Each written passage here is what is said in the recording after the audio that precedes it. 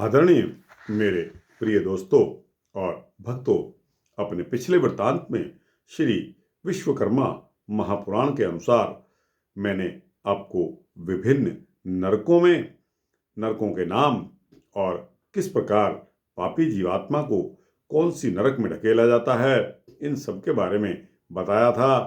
और दोस्तों, गरुड़ पुराण के अनुसार आपको यह भी बताया था कि वैतरणी में किस पापी को जीवात्मा को ढकेला जाता है।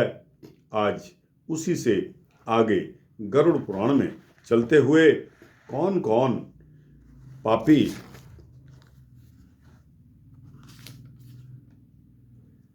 नरक में जाते हैं, अर्थात नरक में कौन कौन जाते हैं, इस वृत्तांत पर एक नज़र डालते हैं।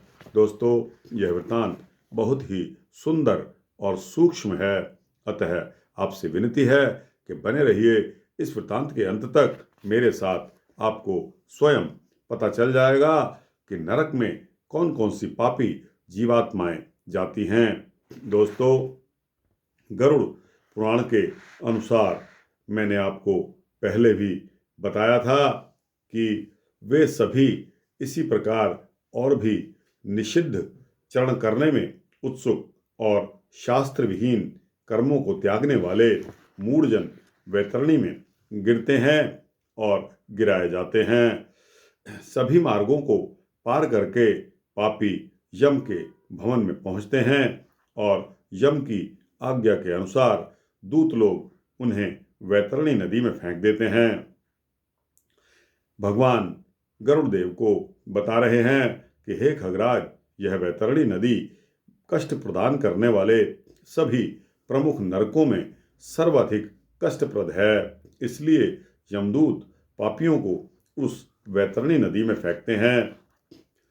जिसने अपने जीवन काल में कृष्णा अर्थात काली गौ का दान नहीं दिया, अथवा मृत्यु के पश्चात जिसके उद्देश्य से बांधवों द्वारा कृष्णा गौनी नहीं दी गई, और जिसने अपनी और्ध दैहिक क्रिया नहीं करा ली, या जिसके उद्देश्य से और्ध दैहिक क्रिया नहीं की गई हो, वे वैतरणी में महान दुख भोगते हैं।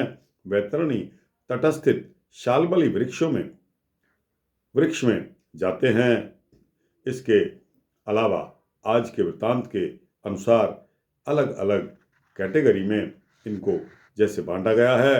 जो झूठी गवाही देने वाले, धर्म पालन का ढोंग करने वाले, छल से धन का अर्जन करने वाले, चोरी द्वारा आजीविका को चलाने वाले, अत्यधिक वृक्षों को काटने वाले, वन और वाटिकाओं को नष्ट करने वाले, व्रत और तीर्थ का परित्याग करने वाले, विधवा के शील को नष्ट करने वाले, जो स्त्री अपने पति को दोष लगाकर पर पुरुष में आसक्त होने वाली होती है, ये सभी इस प्रकार के अन्य पापी भी शाल्मली वृक्ष द्वारा बहुत ताड़ना प्राप्त करते हैं।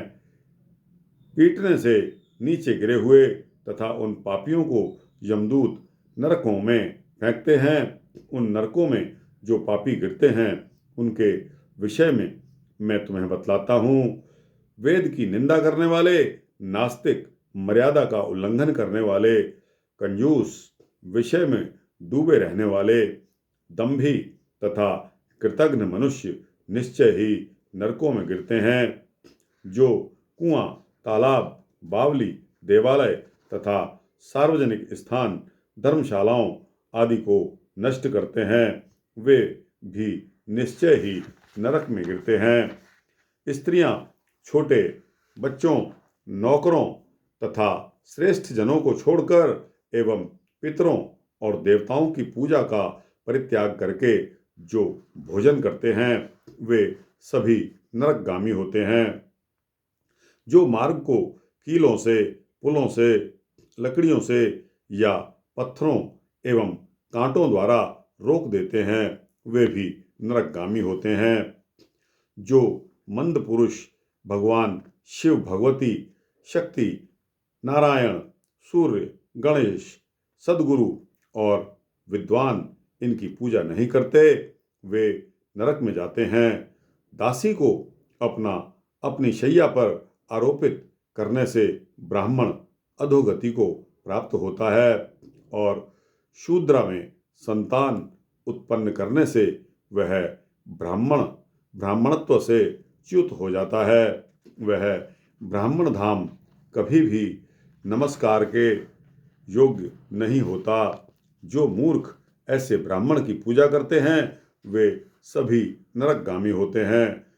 दूसरों के कलह से प्रसन्न होने वाले जो मनुष्य ब्राह्मणों के कलह और गौओं की लड़ाई को नहीं रुकवाते, प्रत्युत ऐसा देखकर प्रसन्न होते हैं अथवा उसका समर्थन करते हैं, उसको बढ़ावा देते हैं, वे अवश्य ही नरक में जाते हैं। जिसका कोई दूसरा शरण नहीं है, ऐसी पतिपरायण स्त्री के ऋतुकाल की द्वेषवश अपेक्षा करने वाले निश्चित ही नरकगामी होते हैं।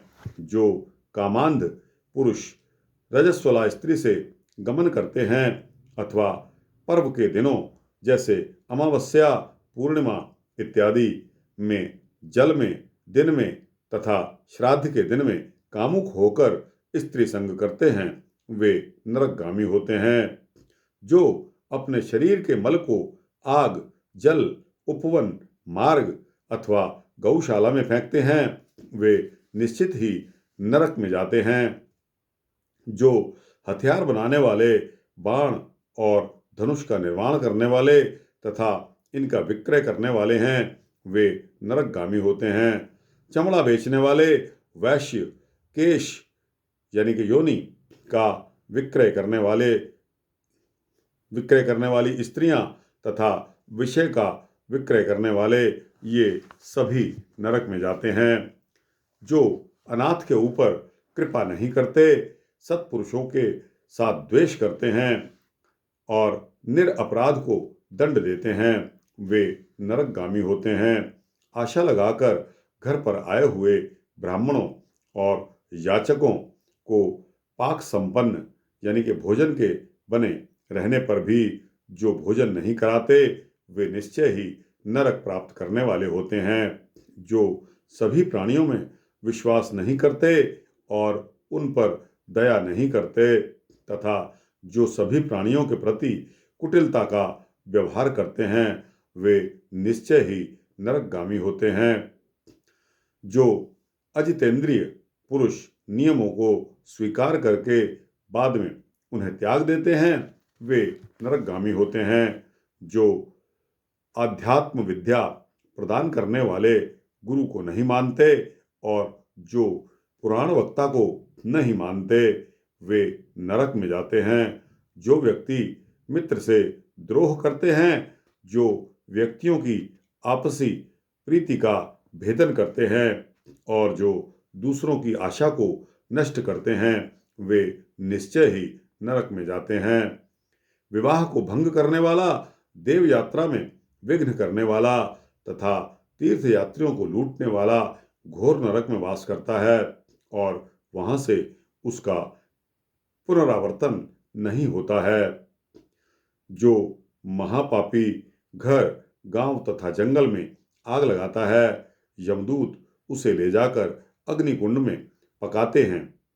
इस अग्नि से जले हुए अंग वाला वह पापी जब छाया की याचना करता है तो यमदूत उसे असिपत्र नामक वन में ले आते हैं, जहां तलवार के समान तीक्ष्ण पत्तों से उसके अंग कट जाते हैं। तब यमदूत उससे कहते हैं कि रे पापी, शीतल छाया में सुख की नींद सोते रहो। जब वह प्यास से व्याकुल होकर जल पीने की इच्छा से पानी मांगता है तो दूतों द्वारा उसे खौलता हुआ तेल पिलाया जाता है। पानी पियो और अन्न खाओ, ऐसा उस समय उनके द्वारा कहा जाता है। उस अति उष्ण तेल के पीते ही पापी आत्मा की आंतें जल जाती हैं और वे गिर पड़ते हैं। किसी प्रकार उठकर अत्यंत दीन की भांति प्रलाप करते हैं। विवश होकर ऊर्ध्व श्वास लेते हुए वे कुछ कहने में भी समर्थ नहीं हो पाते। हे तार्क्ष, इस प्रकार की पापियों की बहुत सी यातनाएं बताई गई हैं। विस्तार पूर्वक इन्हें कहने की आवश्यकता नहीं है। इनके संबंध में सभी शास्त्रों में बताया गया है। इस प्रकार हजारों नर नारी नारकीय यातना को भोगते हुए प्रलय पर्यंत घोर नरकों में पकते रहते हैं। उस पाप का अक्षय फल भोग कर पुनः वहीं पैदा होते हैं और यम की आज्ञा से पृथ्वी पर आकर स्थावर आदि योनियों को प्राप्त करते हैं। दोस्तों, आपको मैंने अपने पिछले वृत्तांत में बताया था कि स्थावर योनियां वह होती हैं जैसे पेड़ पौधे, जिनमें जीव तो होता है लेकिन वो एक जगह स्थित रहती हैं, चल फिर नहीं सकती। दोस्तों, वृक्ष, गुल्म, लता, वल्ली, गिरी यानी कि पर्वत तथा तृण आदि से स्थावर योनियां कही गई हैं। वे अत्यंत मोह से आवृत हैं। कीट, पशु, पक्षी, जलचर तथा देव, इन योनियों को मिलाकर 84 लाख योनियां बताई गई हैं। इन सभी योनियों में घूमते हुए जीव मनुष्य योनि प्राप्त करते हैं और मनुष्य योनि में भी नरक से आने वाले व्यक्ति चांडाल के घर में जन्म लेते हैं तथा उसमें भी कुष्ठ आदि पाप चिन्हों से वे बहुत दुखी रहते हैं।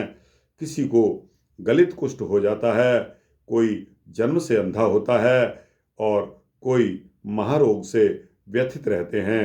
इस प्रकार पुरुष और स्त्री में पाप के चिन्ह दिखाई पड़ते हैं। दोस्तों, आपने देखा होगा कि बहुत सी दुखी आत्माएं जिनके रोग लगे हुए होते हैं और वे कराहते हुए आपकी मदद मांगते हैं, वे सभी पापी आत्माएं पिछले जन्म में पापों को भोग कर अपने निम्न स्तर पर पुनः मनुष्य योनि में आकर उन्होंने जन्म लिया है। ऐसा मैं नहीं कहता, हमारे पुराण कहते हैं, जो कि गरुड़ पुराण में दिया है। तो दोस्तों, यह वृत्तांत यहाँ समाप्त होता है। आपको कैसा लगा? अच्छा लगा हो तो इसको लाइक और शेयर करते हुए अपने दोस्तों, मित्रों, भक्तों, जिज्ञासुओं को भेजना। कमेंट्स बॉक्स में जाकर अपनी राय, अपने सवाल जरूर लिखना। और दोस्तों, इस चैनल को सब्सक्राइब कर देंगे तो आपको इसी तरह के भक्ति वृत्तांत मिलते रहेंगे। जय श्री शिव, जय श्री गुरु महाराज की जय।